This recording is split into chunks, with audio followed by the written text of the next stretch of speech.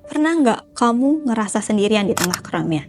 Kamu ikut nongkrong, kamu aktif di grup, kamu sering chatan, scroll Instagram, like story orang, tapi entah kenapa hati tetap terasa kosong.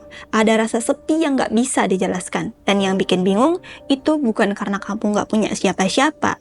Justru sebaliknya, kamu dikelilingi banyak orang, tapi tetap merasa sendiri. Fenomena ini disebut disconnected society. Kita hidup di dunia yang sibuk. Setiap hari kita dihujat notifikasi, update status, dan pesan-pesan singkat. Tapi ironisnya, semua itu nggak selalu menghadirkan koneksi yang nyata. Psikolog sosial menyebut ini sebagai disconnected society. Masyarakat yang terlihat terhubung, tapi secara emosional terputus. Lantas kenapa ini bisa terjadi? Salah satunya karena banyak hubungan kita sekarang dibangun di atas kecepatan, bukan kedalaman. Segalanya serba instan. Chat singkat, balasan cepat, emoji sebagai penanda ekspresi, tapi justru karena terlalu cepat, kita kehilangan ruang untuk benar-benar hadir untuk mendengar dan memahami. Akibatnya, banyak relasi kita bersifat superficial connection. Hubungan yang sekedar tahu, tapi tidak sungguh-sungguh peduli. Kita sering tahu kabar terbaru teman dari story mereka, tapi nggak tahu apa yang sebenarnya sedang mereka rasakan. Kita bisa chattingan tiap hari, tapi nggak pernah benar-benar punya obrolan yang dalam, dari hati ke hati. Lalu ketika kita sedang benar-benar lelah atau hancur, kita mulai bertanya dalam hati, siapa yang benar-benar bisa aku ajak bicara? Kita merasa khawatir dianggap lemah, takut dinilai drama, atau merasa nggak enak karena semua orang juga terlihat sibuk dan lelah dengan hidupnya sendiri.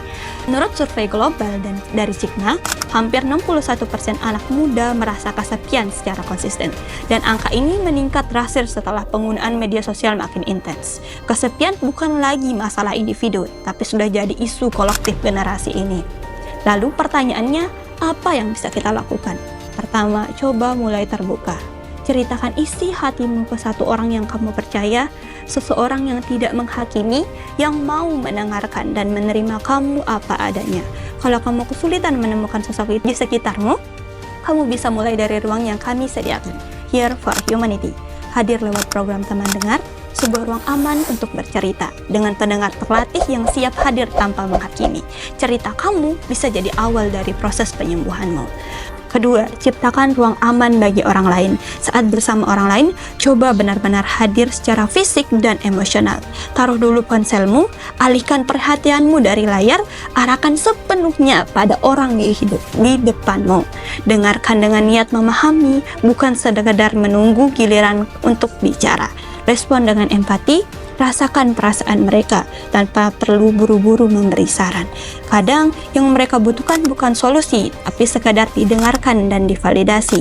Ucapkan, itu pasti berat ya, atau aku di sini kalau kamu mau cerita. Kalimat-kalimat sederhana itu bisa menjadi kalimat yang menenteramkan hati. Ubay Syafiran Syabani, tumbuh menjadi manusia seutuhnya, tumbuh bersama Here for Humanity.